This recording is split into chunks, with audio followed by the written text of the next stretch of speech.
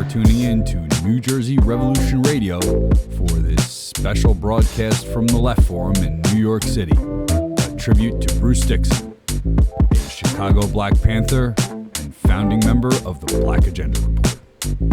Rest in power, Bruce. All right, good afternoon, everyone. Good afternoon to all my comrades. My name is Asante Nkrumah Toure.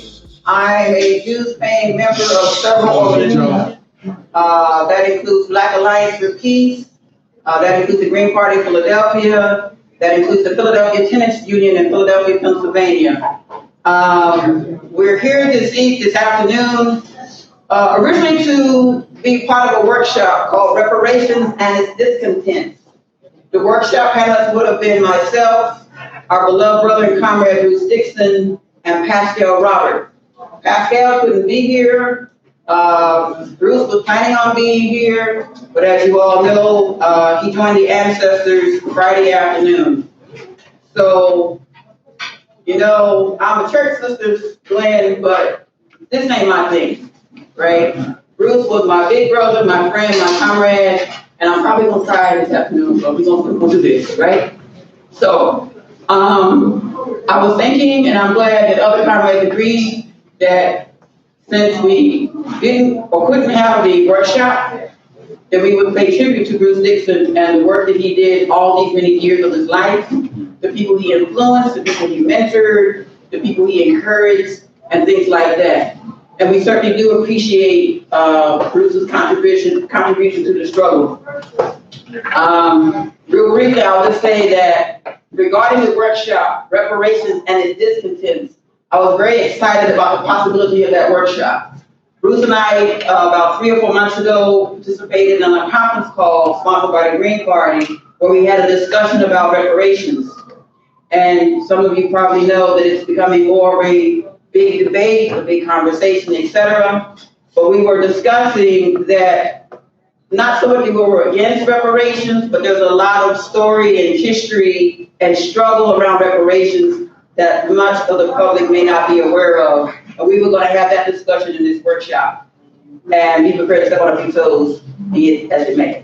But anywho, so we're going to go on. We're going to go on in the spirit of Bruce. And we're going to go on and continue to do the work that we must do.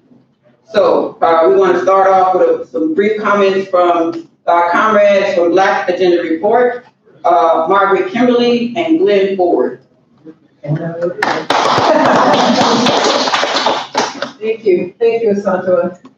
Hello, everybody. Hi. This is a difficult day, difficult weekend for us, obviously. I was on a panel today that Bruce invited me to be on with Howie Hawkins, and he sent me a text a few weeks ago about that, and he was optimistic about being here. And even though his treatment was no longer working, he was getting blood transfusion, and he felt like he could come. And even when it seemed like he couldn't be here, I thought, well, I'll be here on Skype or something. The last thing I imagined was that he was not going to be here anywhere, that he was going to be gone as this weekend began. And I posted on Facebook earlier today some photos of him at Black Agenda Report. This is not Black Agenda Report, it's at Left Forum. As a Black Agenda Report team at Left Forum over the years. And I like Bruce, well, I liked him as a person. He was a very sweet-hearted person, very devoted to his family, to his wife and kids and grandkids, and he was an organic farmer. And I used to look on Facebook and I'd say to myself, if there was an apocalypse, I'm going to Bruce's house. It looked like he was growing food and everything would be okay. And he was a mentor to me. I learned, every time I spoke to him, I learned something new. He's the first Green Party person I got to know personally, that I got to know well. And he'd always tell me these great stories about Chicago and election day in Chicago and people getting locked up, and then they let you out when the polls closed. He always had these great stories about about his days then. So he was a very dear person a very dear person, a mentor to me, a friend, one of the founders of Black Agenda Report. We would not have Black Agenda Report were it not for him. And he contributed up until last week. That was the last piece he sent to us. So I will always love him. I will always think of him with the fondest of memories. So Bruce Dixon, presente. Thank you. Bruce was a lifelong activist and organizer from his days in the Panther Party under Fred Hampton in Chicago, and then decades of community organization work in Chicago and organizing countless Democratic, aldermanic, and state rep and congressional campaigns there. Duties that he learned a great deal from, and one of the things he said he learned was how much time he wasted. But it wasn't all wasted. He learned a great deal about the workings of Black Democrats in Chicago, which are similar to the workings of Black Democrats everywhere. But when I met him in 2002, the Black Commentator, which is the predecessor to Black Agenda Report, was only a few months old, and Cynthia McKinney, who had been the target of, in 2002 was a very, very important political year. That was the year that big right-wing capital, for the first time in history, jumped into Black Democratic politics at the local level. They had never touched that. That was Black stuff, and they didn't know how to get involved. But finally they did, and they decided they would treat the Black polity the same way they treated environmentalists, and so they would create astroturf organizations and such. Well, they finally got beyond their rabid, reflexive racism and decided that let's corrupt the Black people too. And that 2002 was the year they did that. And that's the year that Cynthia McKinney lost her seat the first time behind a right-wing corporate-backed candidate. A Black congressman, rather progressive in Alabama, fell to the same forces. And Cory Booker, who was the fair-haired child of that right-wing corporate movement, almost won in Newark. That was his first run for Newark. 4 years later, he did win. So Cynthia McKinney had just lost, and I wrote a piece about her dignified defeat. I can't remember the exact headline, and I get a letter from this guy who says, well, you know, she certainly was defeated, but I don't know how dignified it was. And he proceeds to offer an analysis of why she lost. And he had come to Atlanta. He was living in Atlanta, and he'd actually tried to help Cynthia in her campaign.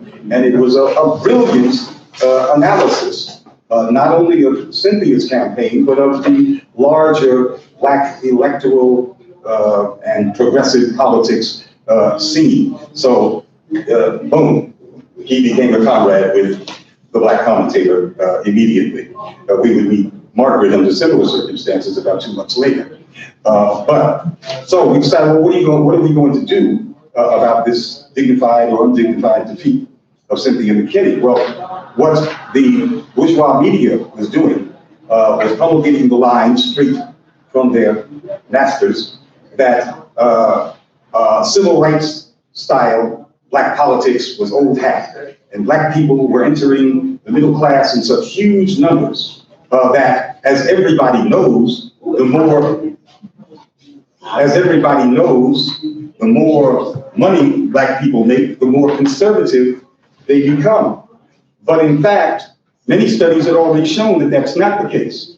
They're just moving up a couple of notches on the income ladder does not make Black folks less radical-minded.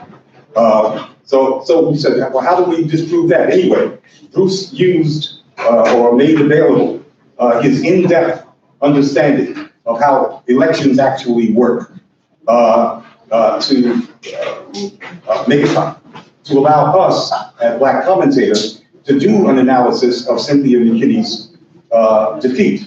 And what we found by going meticulously through all of the returns was that Cynthia had won 70% of the black vote. In the second most prosperous county, majority black county in the country, that's DeKalb County. Only Prince George's, Maryland has wealthier blacks than DeKalb County, which disproves, and Cynthia was considered a radical, which disproves that theory that middle-class blacks, like in DeKalb County, become more and more conservative, and that they voted for Majette. They did not. And that just started it actually reshaped or redirected where we were trying to take Black Commentator, and then 3 years later, Black Agenda Report, how we intervene in the black left, and larger left dialogue, how we can not just bring insights, but exercise some discipline on the left. And so just 30 seconds more, I think the best example of that, and Bruce had a guiding hand in this, was our response to the disastrous encounter between Black Lives Matter and Hillary Clinton, in which they had a debate with the person who everyone assumed would become president and presented no demands, to the point where she had to say, aren't you guys gonna ask me what I'm gonna do? And they had nothing. And we, of course, castigated them righteously. Well, we believe that is disciplining the movement. And you need institutions to do that. And Black Agenda Report tries to be one of them, and we wish we had more company in doing that. None of this shaping of our mission would have been possible without Bruce Dixon. His mark is all over it. Thank you. Next, I want to ask the next president of the United States of America, Green Party candidate for president, Howie Hawkins.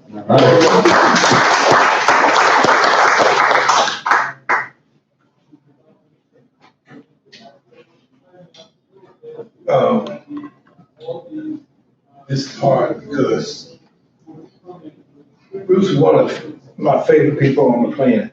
I didn't know him, I didn't know much about him until that article in Black Commentator about the McKinney campaign. I said, man, this guy knows a lot about elections. And pretty soon, I can't remember how we hooked up at first, but the Greens needed his knowledge.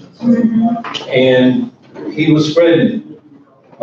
More recently, I mean, I wouldn't be even think about running if Bruce wasn't one of the people that asked me to run. I mean, I just finished, I retired from the Teamsters, the Greens made me run for governor. I was in the damn post office, in a casual mail handler, working 12-hour shifts, making little money. And people are emailing each other. There's a whole team of people out there, Bruce leading the charge.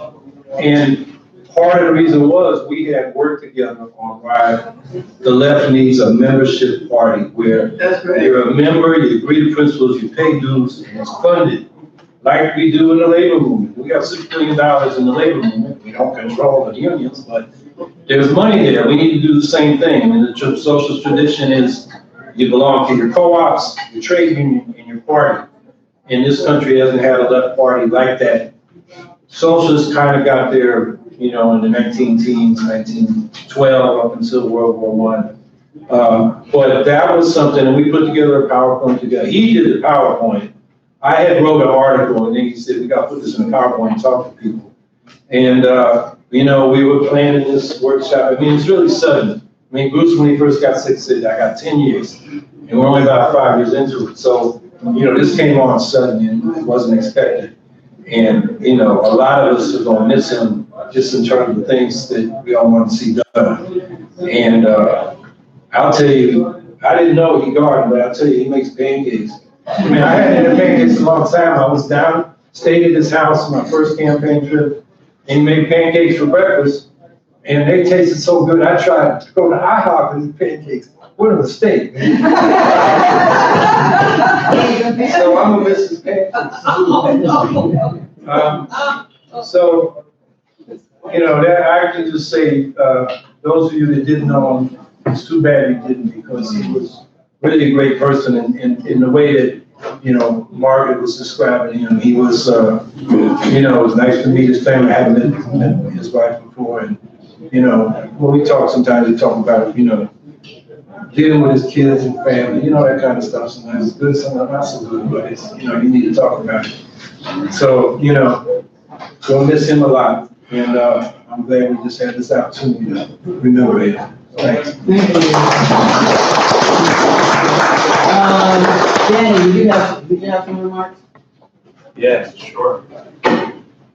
So I'm Danny Hyfong. I contribute to Black Agenda Report, and I'll just give a little personal side. So I was in college in 2013, about to graduate. This was the height of Snowden, you know, the leaks, Chelsea Manning, and I had put my application, I was a social work major, put my application into the city of Cambridge, and the police department calls saying, hey, you want to be a social worker? And I had already known that the Cambridge Police Department was in on the drones and in on all this.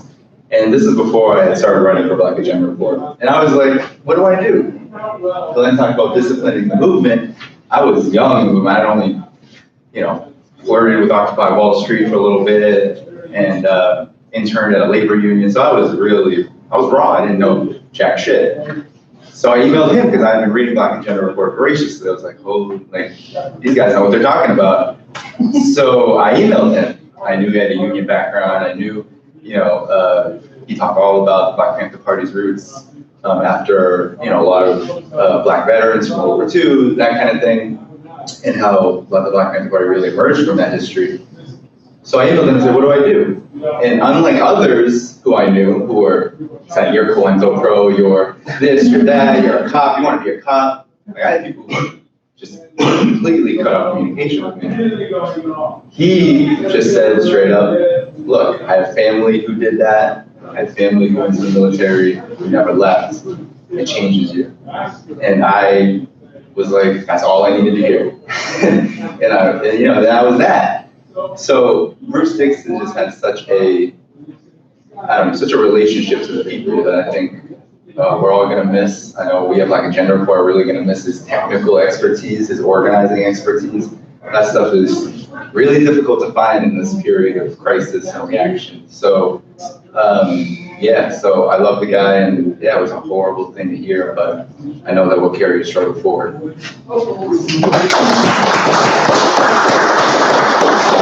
Joe Lombardo, United National Anti-War Coalition. Otherwise known as K-pop, because Joe is now a new grandpa. I don't know what I can say about this, is really know. Do you want to put the video? Okay, I got it. Do a little bit from what he wrote and a little bit from what he did. And I can't say I will personally miss him because I didn't know him too much as a person, just as a political person. But we can't afford to lose political people of the caliber of Bruce Dixon. I knew he was sick. I didn't know he died until I came here.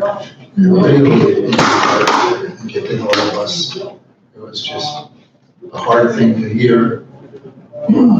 But I know that I will continue, and I know everyone else in this room will continue to carry on the struggle that Bruce Dixon was involved with. We've all learned from him, and we have to do our best to make sure that he continues in the spirit of our movement. Thank you. I'm going to ask Margaret Flowers and Kevin D. if you want to say a few words. All right, thank you for that opportunity. So I was trying to remember when I met Bruce the first time, and or when I first knew of him, but I know it's been a long time. From his, you know, I knew him, the background of his Black commentator, and then it just become Black Agenda Report. I knew of him at that point. And then I went to a workshop in Chicago that he led, and was just like blown away by his nuts and bolts knowledge. Like, I learned so much in that workshop just because his experience was so practical.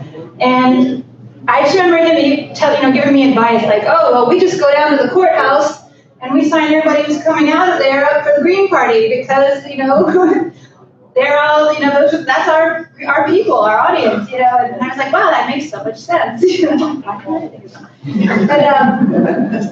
I just, you know, I love Bruce because of his candor. You know, he always just said it the way it was.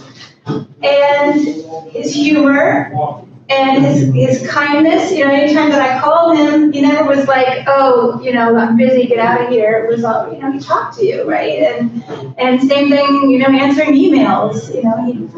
He was always so generous with his time, and taught me a lot about organizing in the Green Party. We tried to get him into the steering committee of the Green Party last year. Because we knew that the Green Party kind of needed Bruce. We needed somebody who could just not only just tell it like it is, but tell you how you change it, what we need to do. And I'm really sad that didn't happen. But he was always there behind us as somebody that we could reach out to and get advice from. And he was co-chair of Howie Hawkins' campaign for the presidential nomination, and was very active on that, and weekly calls and writing and things like that. And it's just, we all knew he was sick. We knew he would be on the calls from outside the hospital, or we had to arrange it around his treatments, but he never let on about how serious it was and never complained about it. And so it was a total shock on Monday when Andre, the campaign manager, said, I just talked to Bruce, he's in the hospital, he doesn't sound so good. And I just thought, well, he's going to pull through. And then Wednesday she called and said he's on life support and his organs are shutting down. And then on Friday she said, well, they've decided to stop the life support. And even then, I was talking to her and she, I was like, I'm not talking in the past tense. I'm not going to talk in the past tense. I'm not going to let go of the hope that Bruce might still pull through this. Even though I'm a doctor, I know that once that happens, it's not a good time. But it was just I couldn't let myself go there. And then, of course, the next call was that he had died. And so I think that for me personally, this is a call that we have to pick up the work that Bruce has done for his entire life. He had big priorities around getting the Green Party on the ballot in every state. He was really hurt that in 2016, Georgia was not made a priority by the Green Party to get ballot access. And so I think we have to make it a priority. And that, as a co-chair, I'm going to push for that. But I think we need to get Georgia on the ballot. We need to keep building and telling the truth as Bruce did. And I know I'll never match who he was as a person, but I'll do what I can. And I think that we all will. I think he's touched so many people. So I'm really sorry to my lack to report families. I know what a big loss it is to all of you. And thank you for letting me share with you.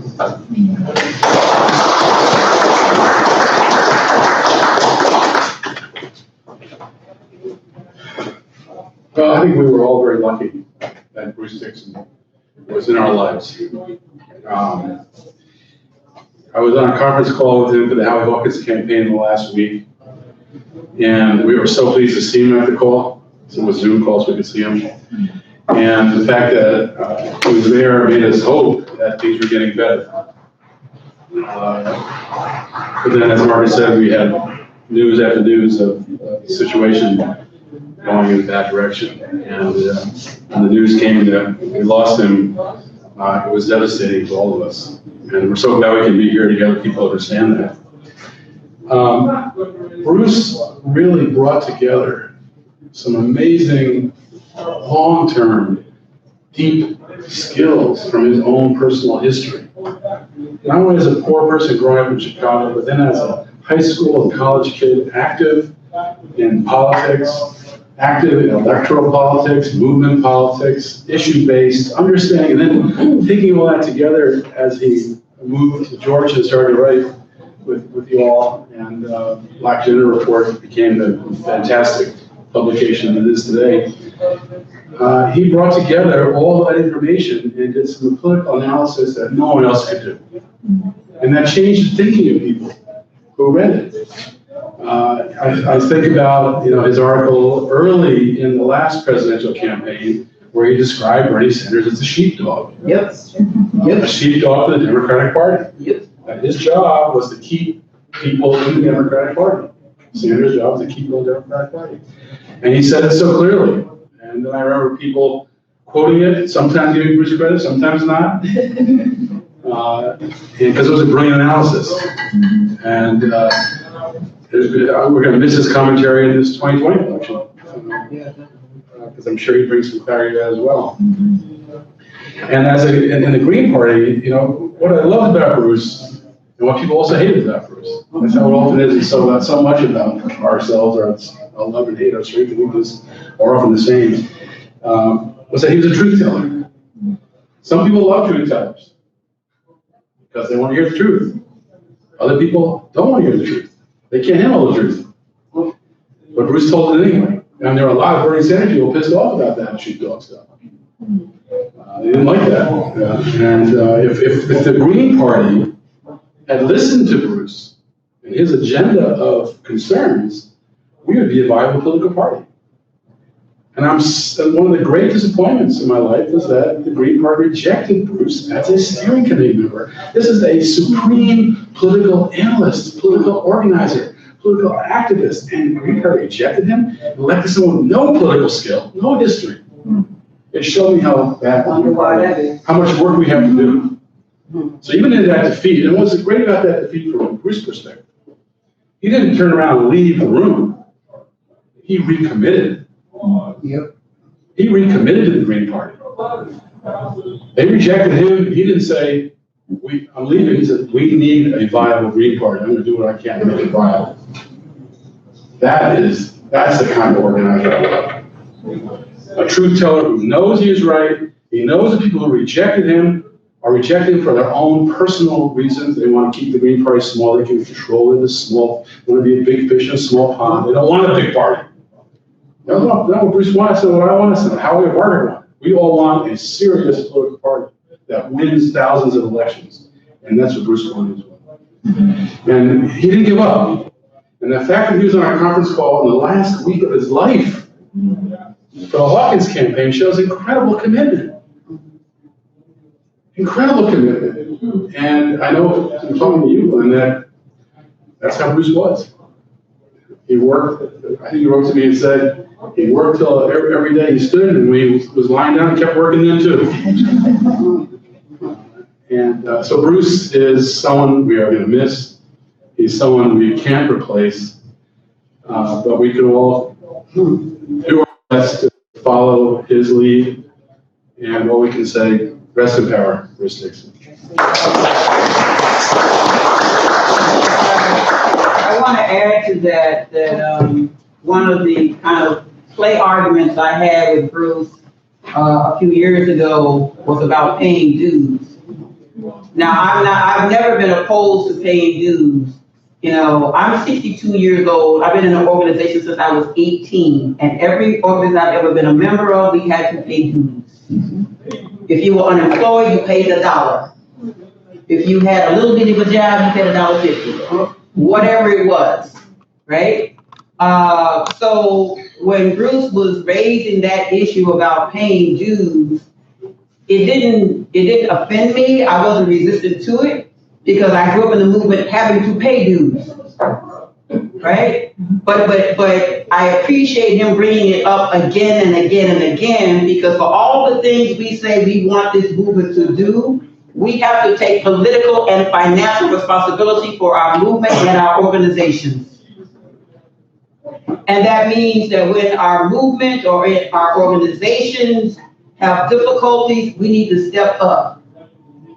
Again, if you're unemployed, pay 50 cents, pay $1, whatever, right? So I'm behind in my dues with the Green Party. I'm about to get caught up, don't worry. But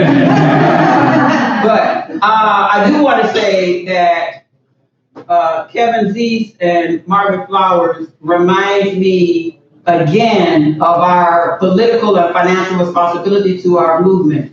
I want to commend the Venezuela Protection Collective and what they did at the Venezuelan Embassy in DC for over 30 days. Let's give them a round of applause. And so I know that struggle is not over. I'm anticipating there will be, some fundraising that cover legal expenses and whatever. So when you get an email or a Facebook blast or whatever from Kevin Zeese, Margaret Flowers, Dr. Adrian Pine, or the other comrade, David Paul. David Paul, then we need to dig into our pockets, however much you got, and put some money in that legal, fund. So you can hold me to a pledge of $50. Wow. Now, but it may be an installment. You can hold me to a pledge of $50, but seriously, this is what we're gonna have to do, and this is how we pay tribute, to Bruce Dixon and the work that he did. I want to end in a few minutes because I know it's very warm in here, and I do appreciate everyone's patience, and I appreciate everyone coming. So if anyone else has some brief remarks they would like to make, let's do that now, and then we can end. Yes, Gloria. And tell us who you are, Gloria.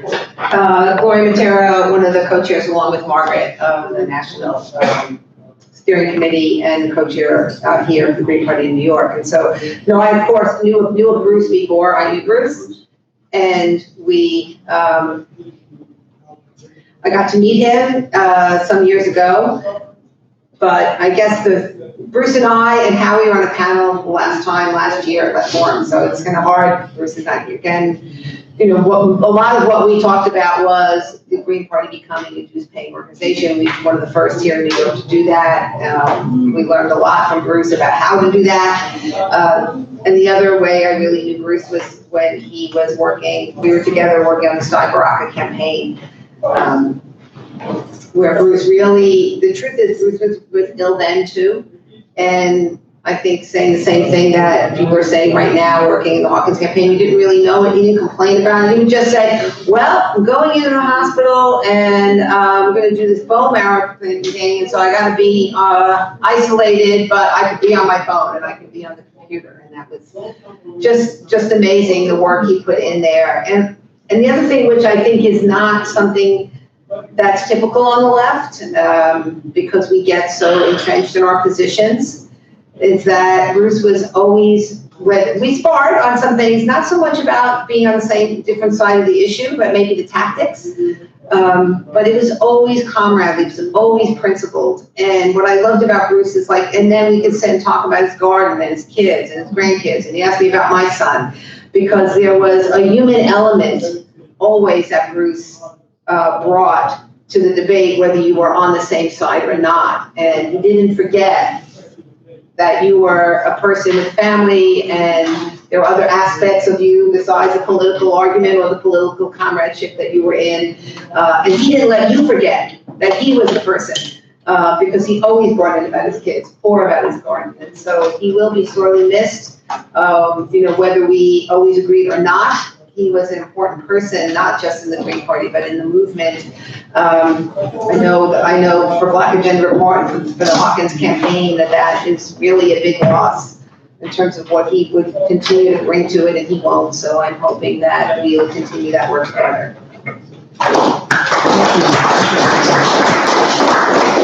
Anyone else? Anyone else? Anyone else?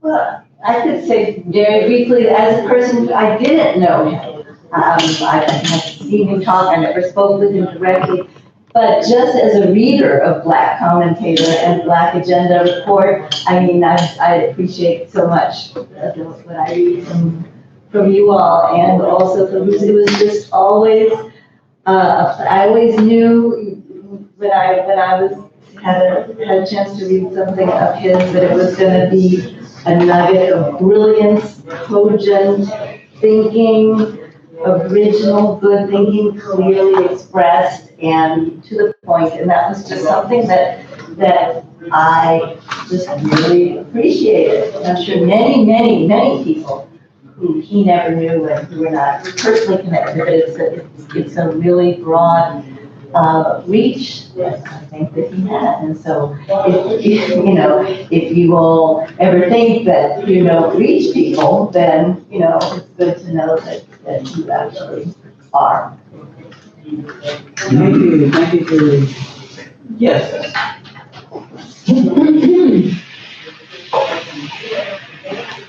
Hi, everyone. I'm Craig Cayetano. I'm newer to the Green Party.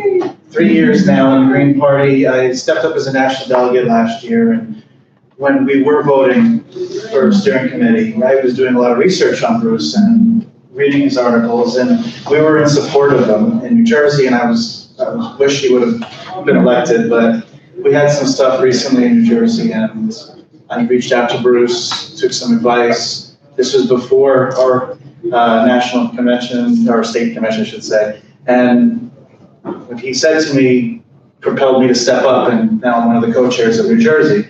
So I had actually spoke with him on Monday as well, and he just basically he spoke with me for like 15 minutes, and then at the end he's like, oh, I'm at the hospital, in case you need to call back. I'm like, well, keep fighting. And he told me, just double down on what I'm doing, and I'm gonna double down on going into my communities and organize and just keep engaging with people and just take his words to heart.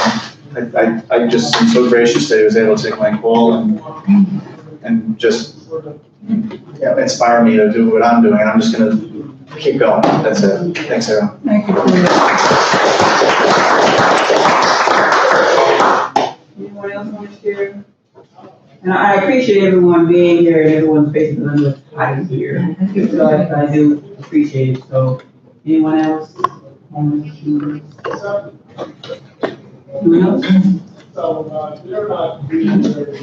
Okay, well, if not, please stay tuned for Black Agenda Report. I'm assuming there'll be some type of memorial, something on the Black Agenda Report website.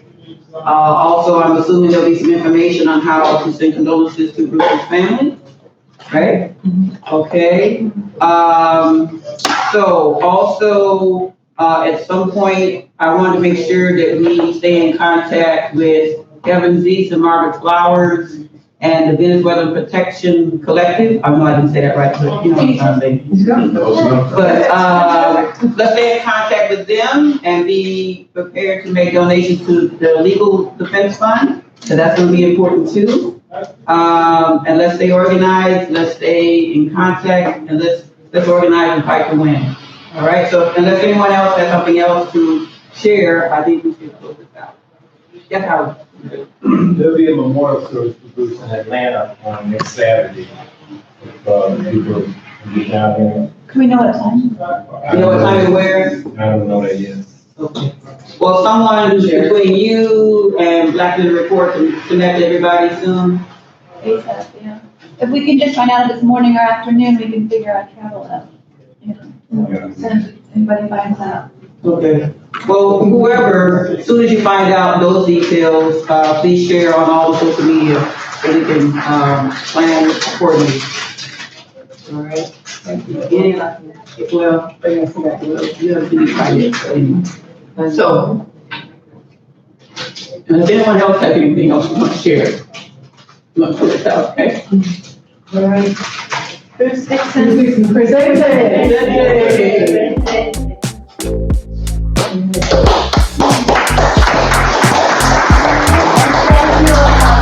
Thank you for joining us on New Jersey Revolution Radio for this tribute to the great Bruce Dixon.